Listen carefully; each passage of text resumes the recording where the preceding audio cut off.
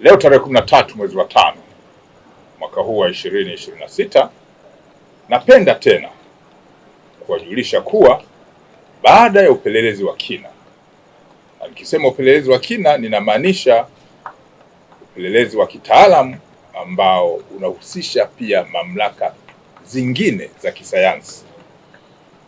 Kwa baada ya upelelezi wa kina kufanyika, sehemu ya kichwa kilichokosekana katika kiwiliwili cha mwili wa James Rogers Temba kimepatikana huko eneo la Kitunda Kibeberu katika wilaya ya Ilala jijini Dar es Salaam. Sehemu ya kichwa hiki kimekutwa kikiwa kimefukiwa ardhini na waliotekeleza uhalifu ule.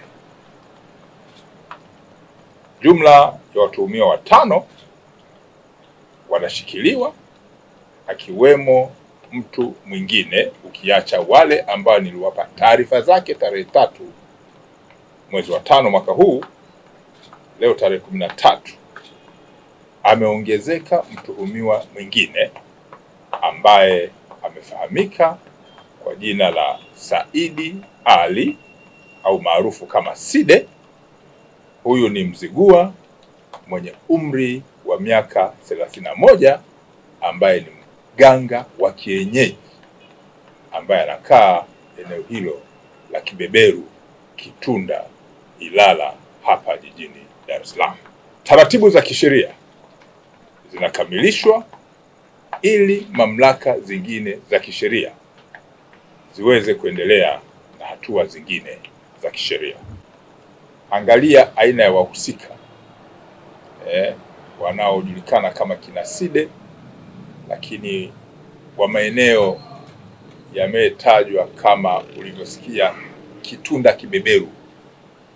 Kwa kushirikiana na mamlaka hizo za kisayansi, tulimpata mtuhumiwa mwingine wa 5 ambaye nimemtaja kwa jina, na baada ya kuhojiwa kwa kina akatuongoza mpaka eneo husika na wataalamu na yeye wakaweza kufukua, ndio maana nimesema ardhini, na kupata